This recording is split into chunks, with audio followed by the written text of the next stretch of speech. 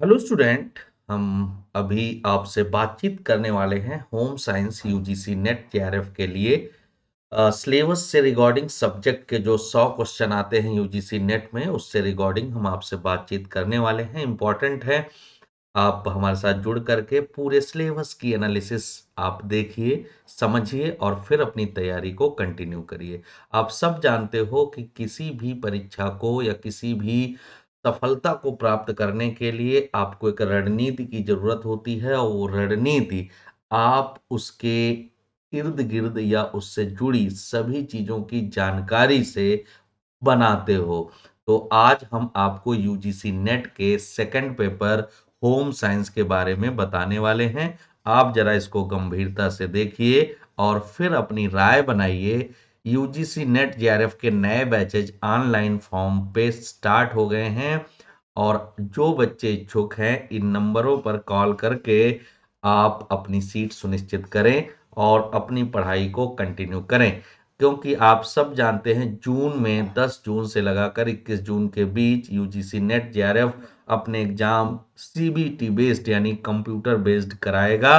तो हमें अभी से तैयारी करनी है, तब जाकर के इस बड़े सिलेबस को आप एक बेहतर समझ के साथ समझ पाएंगे और आप आसानी से सफलता को सुनिश्चित कर पाएंगे। तो इम्पोर्टेंट हम देखेंगे यूजीसी नेट में कौन सी चीजें आपको पढ़नी होती, बहुत ज़रूरी है। मैं पहले भी कई वीडियोज़ में ये बात बता चुका हूँ। UGC NET JRF university grant commission national eligibility test कराता है। NET JRF junior research fellowship. तो यहाँ आपका जो पेपर है वो टोटल एग्ज़ाम साल में 2 बार होता है। पेपर साल में 2 बार होता है, एक बात आपको जानकारी होनी चाहिए। साल में 2 बार होता है, एक दिसंबर में और एक जून में। हाँ, कोई पेंडेमिक के टाइम ये साइकिल ठीक से नहीं चली, वो अलग सिचुएशन थी। बाकी अब आपको प्रॉपर ये जो है एग्ज़ाम साल में 2 बार होते रहेंगे। यहाँ जो पेपर आता है वो 2 पार्ट में डिवाइड होता है। पेपर एक फर्स्ट होता है और एक पेपर सेकंड होता है। पेपर फर्स्ट में आपके 50 क्वेश्चन आते हैं और 100 अंक के होते हैं वो। पेपर जो सेकंड है वो सब्जेक्ट से रिगार्डिंग होता है, यानी यहाँ 100 क्वेश्चन आते हैं, ये 200 नंबर के होते हैं। यानी कुल मिला करके देखा जाए तो यूजीसी नेट का टोटल जो पेपर है वो 300 अंक का होता, 300 अंक का होता है। पेपर फर्स्ट के पूरे सिलेबस को हम यूट्यूब पर डिस्कस करके डाल चुके हैं, तो आप देख सकते हैं। यहाँ हम जो बात करेंगे होम साइंस सब्जेक्ट के जो 100 क्वेश्चन आते हैं, गृह विज्ञान सब्जेक्ट के जो 100 क्वेश्चन आते हैं, उन पर हम चर्चा आपसे करने जा रहे हैं। होम साइंस में आप पीजी में और ग्रेजुएशन में सब्जेक्ट पढ़ते हो, लगभग उसी से संबंधित सभी विषय होते हैं। टोटल होम साइंस में 10 यूनिट इन्होंने अपने सिलेबस में कवर की है। इन 10 यूनिट्स में क्या-क्या है, इनको हम तफसील से बताने जा रहे हैं और डिटेल में बताने जा रहे हैं। तो थोड़ा आप इसको सुनिए, समझिए और फिर अपनी तैयारी को देखिए कि आप कहाँ पर हैं, सिलेबस क्या है और नेट और जेआरएफ की एलिजिबिलिटी या टारगेट क्या है, इसको भी समझिए। बहुत इंपॉर्टेंट है। यूजीसी नेट में जो पेपर होता है वो सीबीटी बेस्ड होता है, कंप्यूटर बेस्ड टेस्ट होता है, सीबीटी बेस्ड टेस्ट होता है। कोई नेगेटिव मार्किंग नहीं होती है, सारे क्वेश्चन अनिवार्य होते हैं और आपको एक निर्धारित समय के अंदर पूरे क्वेश्चन करने होते हैं, ताकि आप मेरिट जो उस साल की कट ऑफ है उसको आप फुलफिल कर रहे होगे, तभी आपको क्वालिफाई माना जाएगा। इंपॉर्टेंट है, देखेंगे। हम यूनिट फर्स्ट की बात करेंगे जिसको हम फूड एंड न्यूट्रिशन के नाम से जानते हैं।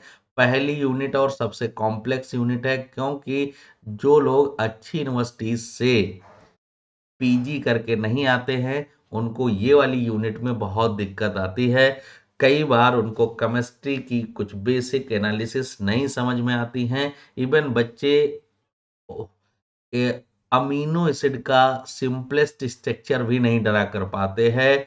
यानी यहाँ उनको यही नहीं पता होता है कार्बोक्सिलिक ग्रुप क्या है या अमीनो ग्रुप क्या है या अल्फा कार्बन किसे कहते हैं या साइड चेन आर, ये simplest structure of amino acid है। और वहाँ आपको प्रोटीन सिंथेसिस के बारे में डिटेल स्टडी करनी है।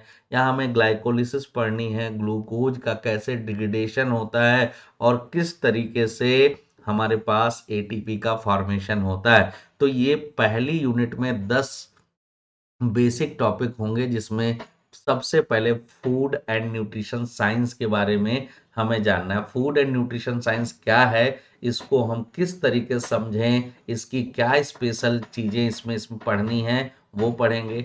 फिर यहाँ हम फूड के कैरेक्टरिस्टिक्स, वो फिजिकल और केमिकल कैरेक्टरिस्टिक्स पर बात करेंगे।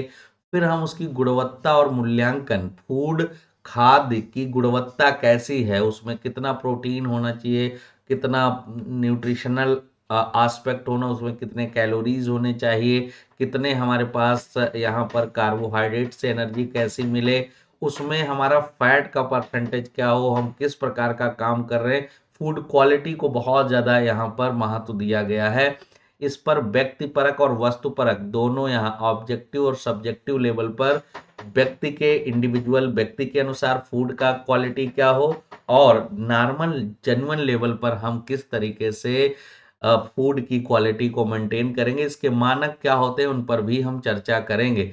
फिर हम 4 नंबर पॉइंट पर आएंगे। यहाँ पोषणात्मक तत्व, न्यूट्रिशनल एलिमेंट जो हैं, उनके फिजिकल पैरामीटर क्या है, फूड प्रिजर्वेशन क्या है, उसका एप्लीकेशन क्या है, पकाने की प्रक्रिया क्या है, फूड हम कैसे बनाएं, प्रोसेसिंग कैसे करें, इस पर हमें जानना है। और उससे संबंधित टेक्निक्स कौन कौन सी हैं और उनका इफेक्ट क्या पड़ेगा, ये भी जानेंगे। यहाँ फूड पिगमेंट, यानी यहाँ हम खाद्य वर्णकों की बात करेंगे और योगज के बारे में जानेंगे। पॉइंट नंबर 6 है खाद्य मानक। अब ये इंपॉर्टेंट है, फूड स्टैंडर्ड क्या होता है, फूड स्टैंडर्ड या FSSAI क्या है, या हमें क्यों बनाया गया, कॉन्स्टिट्यूशनल लेवल पर हमारे पास क्या राइट्स हैं, BSI क्या है, SI क्या है, ये किस तरीके से फूड रेगुलेशन की प्रोसेस को मेंटेन करता है। यहाँ पर हमें खाद्य एवं सूक्ष्म जीव वैज्ञानिक सुरक्षा, यानी फूड को हम माइक्रो ऑर्गेनिज्म से कैसे बचा सकते हैं, कौन से माइक्रो ऑर्गेनिज्म फूड फॉर्मेशन के लिए जरूरी हैं, उनका प्रोटेक्शन, पैकेजिंग और HACCP, इस पर भी हम बात करेंगे। पैकेजिंग की भी बात करेंगे, किस तरीके से पैकेजिंग प्रोसेस को मेंटेन किया जाए कि उसके प्रिजर्वेंट हमारी हेल्थ के लिए बहुत ज़्यादा नुकसानदेह ना हो या नुकसानदेह ना हो। फूड प्लानिंग क्या होती है, फूड का इन्वेस्टमेंट क्या होता है, इस पर एनालिसिस करना है। फूड सर्विस के पर्सपेक्टिव पर फूड मेन्यू की बात करेंगे, यहाँ पर हम उसकी प्लानिंग की बात करेंगे। वर्तमान में नैनो टेक्नोलॉजी बहुत इंपॉर्टेंट है। नैनो टेक्नोलॉजी के अकॉर्डिंग हम नव उत्पाद मीन्स जो न्यू प्रोडक्ट का डेवलप कर रहे हैं, आजकल नई नई चीजें फूड के रूप में हमारे सामने डिस्कवर करके आ रही हैं, क्योंकि कई सारे प्रकार के लोग अपने हेल्थ को लेकर के कॉन्शियस हो रहे हैं और बीमारियां भी बहुत ज्यादा दखल या दस्तक देती जा रही हैं। तो फूड क्या है, फूड एक सुपर मेडिसिन होने के कारण इस पर बहुत सारे रिसर्च की बात हो रही है। यहाँ हम संस्थात्मक स्तर पर फूड सर्विस का कैसे, या फूड मैनेजमेंट हम प्रबंधन कैसे, हॉस्पिटल्स में हम जो रोगी हैं उनके लिए फूड की हाइजीन मेंटेन करते हुए उन तक फूड कैसे पहुंचाएं, जो एजुकेशनल इंस्टीट्यूशंस हैं, MDM कितने बड़े लेवल पर डिस्ट्रीब्यूट होता है, तो यहाँ जानना है हम हाइजीन को ध्यान में रखते हुए और हाईली बैलेंस्ड और न्यूट्रिशियस फूड कैसे बनाएं। सोशल और जो स्पेसिफाइड इंस्टीट्यूशंस हैं, इनके इनके माध्यम से हम कैसे फूड मैनेजमेंट की प्रोसेस को मेंटेन कर सकते हैं। हमें यहाँ इसी यूनिट में देखिए, अब रिसर्च सब में आ गया है, तो यहाँ रिसर्च मेथड, वहाँ हम देखेंगे कि हम रिसर्च प्रॉब्लम कैसे बनाते, हाइपोथेसिस क्यों बनाते, क्यों उसकी नीड, रिक्वायरमेंट क्या है, इसका रिलीवेंस क्या है, इसके सब्जेक्ट स्कोप क्या है, और रिसर्च एथिक्स क्या है। इन टॉपिक पर भी हमें स्टडी करनी है, समझना है कि फूड एंड न्यूट्रिशन में क्या संभावनाएं रिसर्च की हैं, इस पर भी आपको चर्चा करनी है, समझना है, जानना है। तो पहली यूनिट है ये होम साइंस की, जिसमें हम 10 यूनिट कवर करेंगे। ये पहला यूनिट हमने आपको बताया।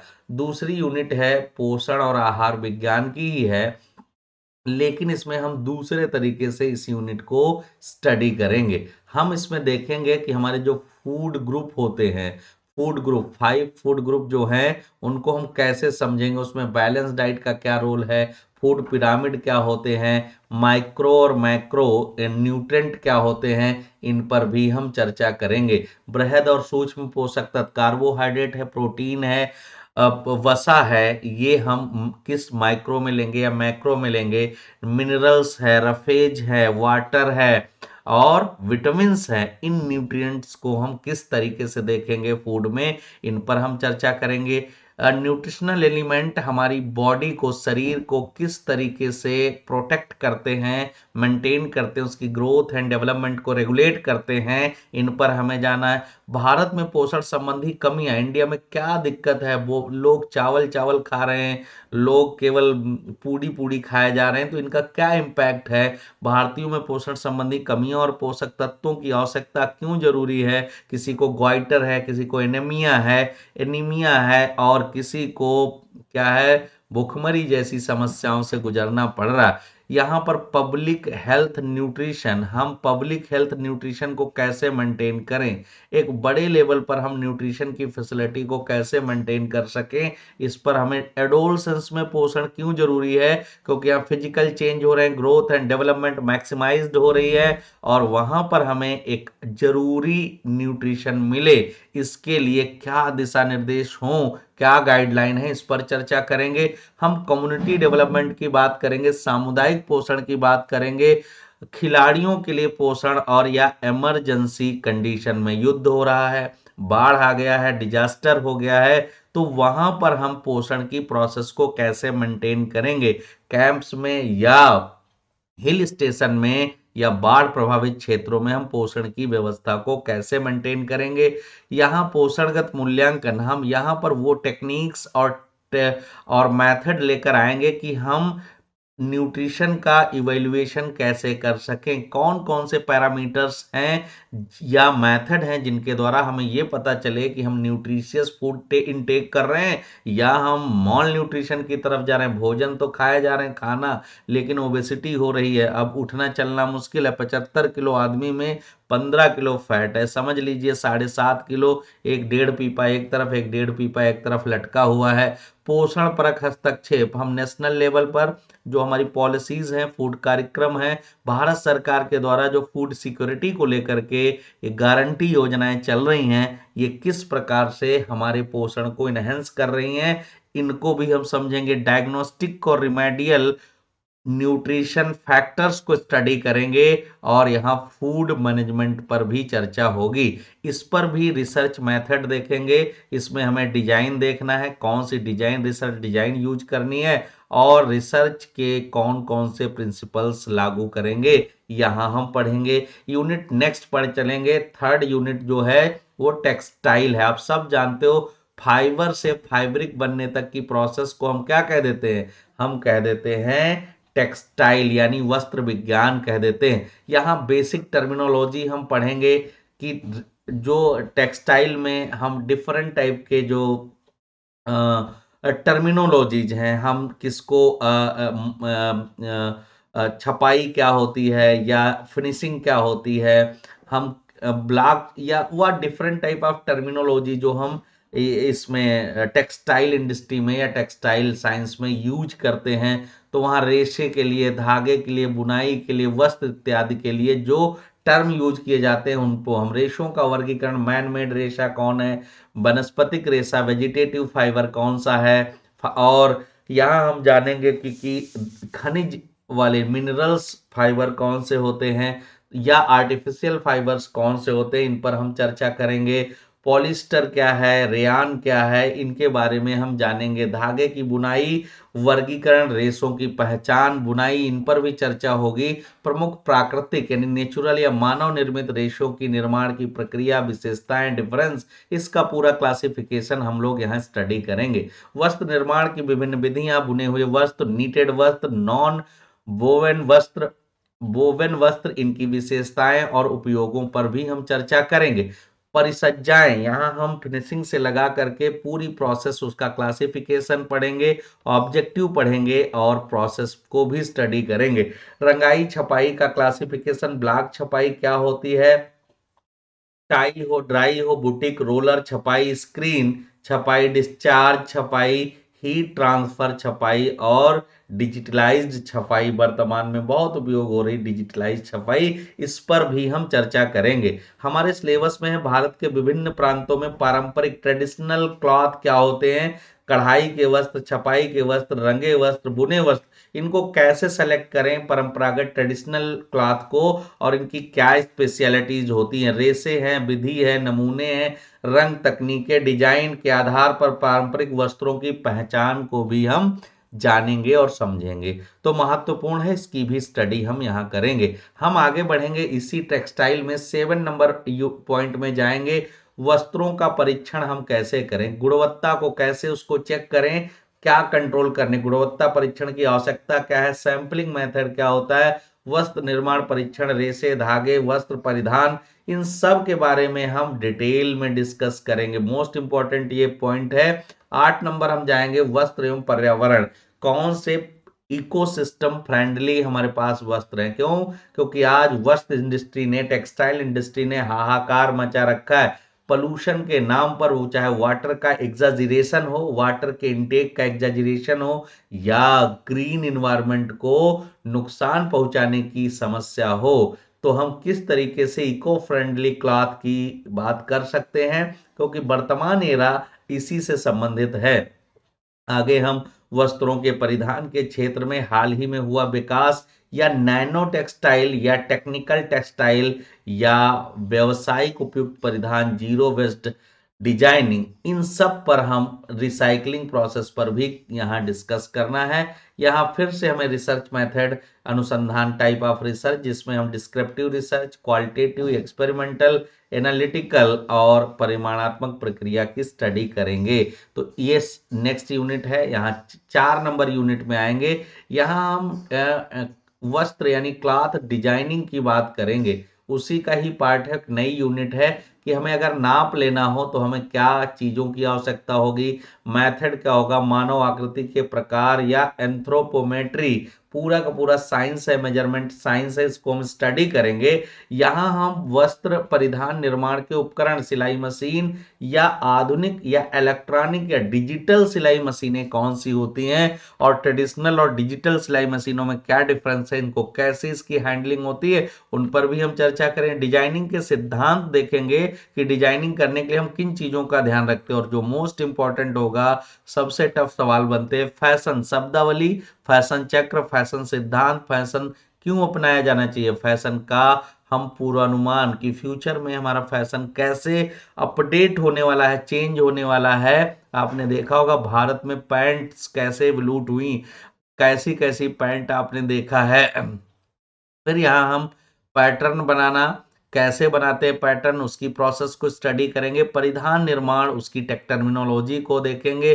परिधान की गुणवत्ता का परीक्षण करेंगे, और वस्त्रों के रखरखाव और संरक्षण, उसकी धुलाई हो या प्रतिकर्मक हो, रीजेंट एजेंट्स लगाने हो, वस्त्रों का संरक्षण हो, तकनीक, देखभाल, लेवलिंग चिन्ह, इन सब पर हम चर्चा करेंगे। नेक्स्ट यूनिट नंबर 5 पर आएंगे, और यहाँ हम संसाधन व्यवस्था, रिसोर्स मैनेजमेंट, वित्त यानी इकोनॉमिक्स और कंज्यूमर से संबंधित, यानी ये लगभग लगभग होम मैनेजमेंट का सिलेबस है। यहाँ हम मैनेजमेंट के बारे में पढ़ेंगे, स्टेप्स ऑफ मैनेजमेंट। मैनेजमेंट होता क्या है, हम उपलब्ध संसाधनों को सही तरीके से यूटिलाइज करते हुए जो हमने लक्ष्य निर्धारित किए हैं, उन लक्ष्यों को प्राप्त करना मैनेजमेंट कहलाता है। इसकी हम कॉन्सेप्ट है, मॉडल है, टाइम, एनर्जी, मनी और प्रबंधन, अभिप्रेरणा के सिद्धांत, निर्णय लेना, इन पर चर्चा करेंगे। प्रबंधन के लिए प्लानिंग यानी मैनेजमेंट प्लानिंग, सुपरविजन, कंट्रोल, इन सब पर भी चर्चा करेंगे। फैमिली जीवन चक्र के बारे में, परिवार जीवन चक्र के विभिन्न प्रणाओं और संसाधनों की उपलब्धता को भी हम जानेंगे। संसाधन क्या होते, रिसोर्स क्या होते, इनका क्लासिफिकेशन, इनका conservation, effect and time management, के उपकरण और सरलीकरण तकनीकें, इसमें थकान के प्रकार और नियंत्रण पर भी चर्चा करेंगे। प्राकृतिक नेचुरल रिसोर्स मैनेजमेंट की हम बात करेंगे। भूमि है, वन है, जल है, हरित अवछादन है, वर्षा संचयन, नगर पालिका, कूड़ा, ये जो कचरा वेस्ट मैनेजमेंट है, सस्टेनेबल डेवलपमेंट की जो कॉन्सेप्ट है उस पर भी हम स्टडी करेंगे। नेक्स्ट है आपका मुद्रा प्रबंधन, मनी मैनेजमेंट कैसे करें, बजटिंग प्रोसेस को हम यहाँ स्टडी करेंगे। बजट कितने प्रकार के होते हैं, लाभ के बजट कौन है, हानि के बजट कौन है और बैलेंस बजट कौन है। बचत के बारे में हम जानेंगे, बैंकिंग प्रोसेस के बारे में जानेंगे हम यहाँ। अब बचत यानी सेविंग के कौन कौन से इंस्टीट्यूशंस हैं उन पर, और उपभोक्ता कंज्यूमर की हम यहाँ पर साख को भी देखेंगे किस स्थिति में है और उसको भी स्टडी करेंगे। इसी से संबंधित यहाँ पर ह्यूमन रिसोर्स मैनेजमेंट यानी मानव संसाधन व्यवस्थापन, कार्य आवश्यकता, विकास चुनौतियां, मानव संसाधन नियोजन, प्रशिक्षण की आवश्यकता, निर्धारण विधियां, प्रशिक्षण मूल्यांकन की स्टडी करेंगे। कंज्यूमर क्या होता है, इसकी रिस्पॉन्सिबिलिटीज क्या होती है, राइट्स क्या होते हैं, इशूज क्या होते हैं, इसमें हम एम्पावरमेंट एजुकेशन से कैसे ला सकते हैं। उपभोक्ता सुरक्षा, कंज्यूमर सेफ्टी की बात करेंगे। जो यहाँ कोऑपरेटिव संस्थाएं हैं उन पर चर्चा करेंगे और स्टैंडर्ड लेवल पर कैसे हम क्वालिटी कंट्रोल करें। मानक चिन्ह क्या होते हैं, और जैसे हम आपको बताएं कि आप कहते तो नहीं होलोग्राम लगा हुआ ISI प्रमाणित है, तो इनका क्या, एग मार्क क्या होता है, इन पर हम चर्चा करेंगे। उद्यम वृत्ति विकास यानी हम यहाँ इंटरप्रेन्योरशिप के बारे में किस तरीके से लोगों को रोजगार मुहैया करा सकते हैं, उसकी अवधारणा, उसकी उसकी प्रोसेस, उसमें इंस्पिरेशन, इसमें चैलेंजेज, उसमें जो इन्वेस्टमेंट होंगे उनकी हम पूरी डिटेल स्टडी करेंगे। यहाँ रिसर्च मेथड में सैम्पलिंग मेथड है, टेक्निक्स है, सैम्पलिंग के टाइप्स हैं और प्रोबेबिलिटी और नॉन प्रोबेबिलिटी सैम्पलिंग क्या होती है, इस पर भी हम चर्चा करेंगे आपसे। सैम्पलिंग, प्रोबेबिलिटी सैम्पलिंग में सैंपल जितने भी प्रयोज्य होते हैं, वेरिएबल होते हैं, उनके सब के चुने जाने की संभावना, ये प्रोबेबिलिटी सैम्पलिंग या संभाव्यता प्रतिचयन कहलाता है। असंभाव्यता प्रतिचयन की नॉन प्रोबेबिलिटी सैम्पलिंग में भी हम कई सारी टाइप्स ऑफ सैंपलिंग को स्टडी करेंगे। इंपॉर्टेंट है, क्वेश्चन दोनों पेपर में बनते हैं। अब यहाँ आवासीय एवं आंतरिक डिजाइन, यहाँ पर हम देखेंगे कि होम मैनेजमेंट में किन किन चीजों को महत्व दिया जाता है। यहाँ पर हम देखेंगे डिजाइन के मूलभूत सिद्धांत क्या है, कला एवं तत्व, डिजाइन के सिद्धांत, रचना के सिद्धांत या क्रिएटिविटी, कलर के ऊपर, कलर के आयाम, मनोवैज्ञानिक इफेक्ट क्या होता है कलर का, रंग, कलर प्लानिंग क्या है, कलर कलर प्रयोग को प्रभावित करने वाले कारक कौन से हैं, स्थान योजना, यहाँ हम स्पेशल इंटेलिजेंस का यूज करते हुए हम देखेंगे कि नीड क्या है, योजना किस प्रकार बनाई जाए, स्थान कैसा हो, आवास कैसा हो, इन पर हम निर्माण और विनिमय की बात करेंगे, उसके स्टैंडर्डाइजेशन को, आवासीय पर्यावरण वर्टिनेशन की फैसिलिटी को कैसे मेंटेन किया जाए, ग्रीनरी कैसे, इको फ्रेंडली या इन्वायरमेंट ग्रीन कैसे किया जाए। एनर्जी रिसोर्स की बात करेंगे हम, यहाँ परंपरागत और गैर परंपरागत यानी रिन्यूएबल और नॉन रिन्यूएबल एनर्जी सोर्स की बात करेंगे। यहाँ पर हम सौर ऊर्जा की बात करेंगे, ऊर्जा संरक्षण की बात करेंगे।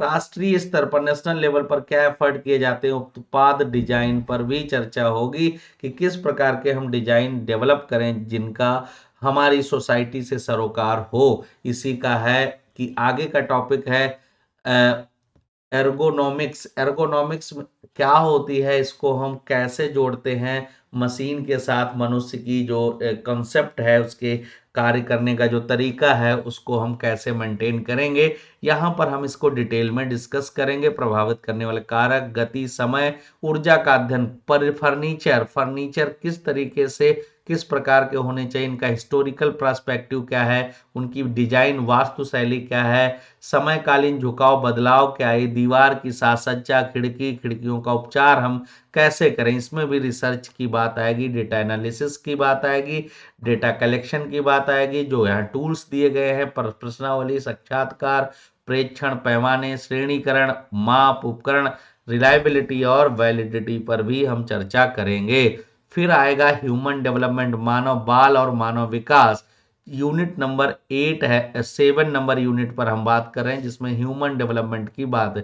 ह्यूमन डेवलपमेंट शुरू कैसे होता है, मेल और फीमेल किस तरीके से क्रॉस फर्टिलाइजेशन करके फिलोपियन ट्यूब में एग का फॉर्मेशन करते हैं और धीरे धीरे क्या होती है प्रोसेस आगे की तरफ बढ़ती, उसमें ग्रोथ एंड डेवलपमेंट कैसे होता है, गैस्ट्रेशन क्या होता है, गैस्ट्रेशन पीरियड जो 38 सप्ताह का होता है, उसमें गर्भवती महिला को हम किस तरीके के ध्यान ध्यान रखने वाली न्यूट्रिशनल एक्टिविटी को समझें, इन पर चर्चा करेंगे।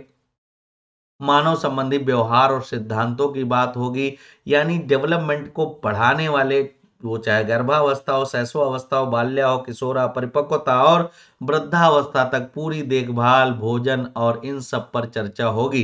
व्यक्तित्व विकास में कौन कौन सी चीजें महत्वपूर्ण हैं, क्यों व्यक्तित्व विकास किया जाए, व्यक्तित्व का मीनिंग क्या होता है, पर्सनालिटी का मीनिंग क्या होता है, इसको डिफाइन करने के लिए साइको एनालिटिकल प्रिंसिपल कौन से यूज किए गए हैं, analytical principal Sigmund Freud, Jung या फिर एरिक्सन जो सोशियो एनालिटिकल प्रिंसिपल की बात करते हैं, जिसमें 8 स्टेप हैं, उन पर चर्चा करेंगे। जोखिम में बाल श्रम, बेघर बच्चे, निराश्रित बच्चे, अनाथ शोषित बच्चे, देह व्यापार, इन सब के बारे में हम डिटेल में डिस्कस करेंगे। यहाँ सेकेंडरी सेक्स कैरेक्टर कैसे बदलते हैं, वयसंध या प्यूबर्टी कैसे आती, इस पर चर्चा करेंगे।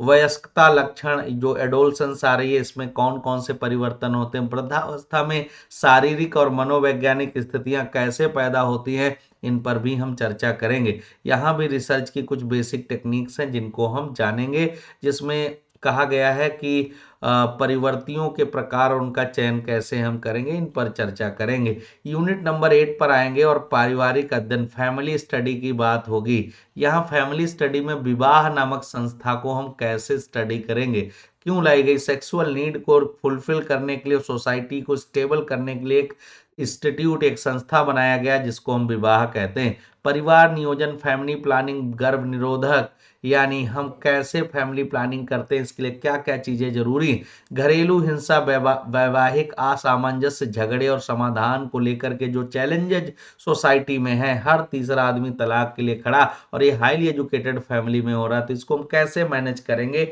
माता पिता की शिक्षा, सकारात्मक पोषण, पोषण समुदाय शिक्षा, पारिवारिक विघटन, एकल जननी और जनक परिवार के बारे में जानेंगे। परिवार कल्याण कार्यक्रम, मानव अधिकार, बाल अधिकार, महिला अधिकार, महिलाओं को लेकर के जेंडर स्टीरियोटाइपिज्म या जेंडर बायस को लेकर के हम डिस्कस करेंगे। यहाँ पर जीवन कला, देख रेख करने वाले दिशा निर्देशों पर भी हम स्टडी करेंगे। जीवन काल विकास स्वास्थ्य कल्याण, यहाँ पर भी रिसर्च डिजाइन, रिसर्च की स्टडी है जिसमें डेटा कलेक्शन है, क्लासिफिकेशन है, सारणियन स्टैटिकल एक्टिविटीज हमें यहाँ पर जाननी है। इसी का ही हिस्सा है जिसमें हम संचार, कम्युनिकेशन टॉपिक लेकर आएंगे। देखिए 10 यूनिट है यहाँ पर कम्युनिकेशन, नेक्स्ट 9 नंबर यूनिट है जिसमें संचार, कम्युनिकेशन क्या होता है, किसी कोड को किसी मीडियम के द्वारा किसी रिसीवर तक पहुंचाना, रिसीवर उसे रिसीव करता है, डिकोड करता है, फीडबैक देता है, तो कम्युनिकेशन होता क्या है, इसके टाइप्स क्या होते हैं, इसका कॉन्सेप्ट क्या होता है, और इसके हम रेफरेंसिंग के बारे में, संचार के सिद्धांत, प्रिंसिपल ऑफ कम्युनिकेशन की स्टडी करेंगे, इसके डेवलपमेंट के कॉन्सेप्ट और मॉडल को स्टडी करेंगे। यहाँ पर हम विभिन्न प्रकार के संचार मॉडल में जो इनोवेशन हो रहा उस पर भी चर्चा करेंगे, यानी कंप्लीट कम्युनिकेशन की बात करेंगे। विकास की प्रोसेस में संचार का क्या महत्व, इसकी स्टडी करेंगे। साक्षरता के स्तर, जनसंख्या साक्षरता, ग्रामीण विकास, जनजाति विकास और पब्लिक कम्युनिकेशन से रिलेटेड हम बातचीत करेंगे। यहाँ हम विकास की प्रारंभिक आधुनिक डेवलपमेंट प्रोसेस में मीडिया का, रंगमंच का, कठपुतली कला का, लोक स्वरूप का, चलचित्रण, ICT, radio, video, social media, mobile phone कैसे इंपैक्ट कर रहे हैं, यहाँ पर हम संचार की डिफरेंट एजेंसीज पर चर्चा करेंगे, राष्ट्रीय और अंतरराष्ट्रीय। फिर यहाँ पर भी हम रिसर्च की बेसिक प्रोसेस को स्टडी करेंगे, इंपॉर्टेंट है। फिर हम आएंगे यूनिट नंबर 10 पर, जिसमें कम्युनिटी डेवलपमेंट होगा, विकास प्रबंधन यानी development management and community development 10वीं और लास्ट यूनिट है। ये ज्यादा नहीं, इसके हिस्टोरिकल एविडेंस पर हम जाएंगे, इसके विस्तार की पद्धतियां, भारत और अन्य देशों के साथ इसका कंपैरेटिव स्टडी, ऑब्जेक्टिव, कार्यक्रम, सिद्धांत और दर्शन स्टार्ट करेंगे। कार्यक्रम प्रबंधन कैसे किया जाता है, उसकी जरूरत क्या है, विश्लेषण, मॉनिटरिंग, मूल्यांकन, इस पर चर्चा करेंगे। और लास्ट में आपका विस्तार, विधि और सामग्री। यहाँ पर इंडिविजुअल लेवल पर हम बृहद समूह विधि, श्रव्य दृश्य, टीएलएम वगैरह की सहायता से किस तरीके से हम आयोजनों का वर्गीकरण करें कि फील्ड परीक्षण, प्रयोग और मूल्यांकन संभव हो। तो कुल मिलाकर के देखा जाए तो यूजीसी नेट जो है वो सेकंड पेपर का सिलेबस काफी लेंदी है। यूजीसी नेट कम से कम आप 6 मंथ जब बहुत ताकत लगाकर तैयारी करेंगे, यूजीसी नेट सेकंड पेपर की अगर हम बात करें, तब ये 10 यूनिट तो खत्म करना भी बहुत मुश्किल काम होता है। जब स्टूडेंट और टीचर दोनों लग के काम, क्योंकि हमारे ऑनलाइन और ऑफलाइन दोनों में एक्सपीरियंस है, तो मैं जानता हूं यूजीसी नेट का सेकंड पेपर आसान नहीं होता। अगर स्टूडेंट लापरवाह मिल गया तब भी बंटाधार, और टीचर लापरवाह मिल गया तो सत्यानाश। इसलिए आप सब ध्यान दें, पूरे सिलेबस को स्टडी करें और देखें कि किस तरीके से आपको पढ़ना है। यूजीसी नेट के नए बैचेज स्टार्ट हो गए हैं। हमने कई सब्जेक्ट में सेकंड पेपर, जैसे समाज शास्त्र में, जैसे होम साइंस में, गृह विज्ञान में, जैसे हम आपको कहें एजुकेशन, शिक्षा शास्त्र में, फिजिकल एजुकेशन, ड्राइंग, चित्रकला, इसमें हमने आपके नए बैचेस सेकंड पेपर के स्टार्ट कर दिए हैं। फर्स्ट पेपर जो कंपलसरी पेपर है ये भी लगातार आपको चलाया जा रहा है, बताया जा रहा है। तो किसी भी बच्चे को बिना कंफ्यूजन के अपनों तुरंत सारे सिलेबस को समझ करके इन नंबरों पर कांटेक्ट करेगा और अपनी सीट सुनिश्चित करेगा। फीस वगैरह का डिटेल डिस्कस कर लेना है और फिर अपनी सीट को सुनिश्चित करना है, बहुत इंपॉर्टेंट है। जैसे आप अपना आपको एनरोल करोगे, प्रॉपर आपको लाइव और रिकॉर्डेड क्लासेस मिलेंगी। क्लासेस आपको प्रॉपर मिलेंगी और बेहतरीन मिलेंगी, क्योंकि यूजीसी नेट वही पढ़ा सकता है जिसको बेहतर केमिस्ट्री का ज्ञान है होम साइंस में, नहीं तो वो फंसेगा बच्चा। और फिर वो उधर इधर उधर से लोग पढ़वाते हैं अलग अलग टीचर से, और फिर बड़ा कॉम्प्लेक्स होता है। तो इसलिए आपको कॉम्प्लेक्सिटी ना फील हो, इसलिए हम ये पूरा का पूरा सिलेबस पेपर फर्स्ट और पेपर सेकंड का आपके समक्ष लेकर आए हैं। इच्छुक छात्र तुरंत रजिस्ट्रेशन करें और अपनी पढ़ाई को कंटिन्यू करें, क्योंकि पढ़ाई जितनी अच्छे से करेंगे, सफलता उतनी जल्दी और आसानी से मिलेगी। Thank you so much.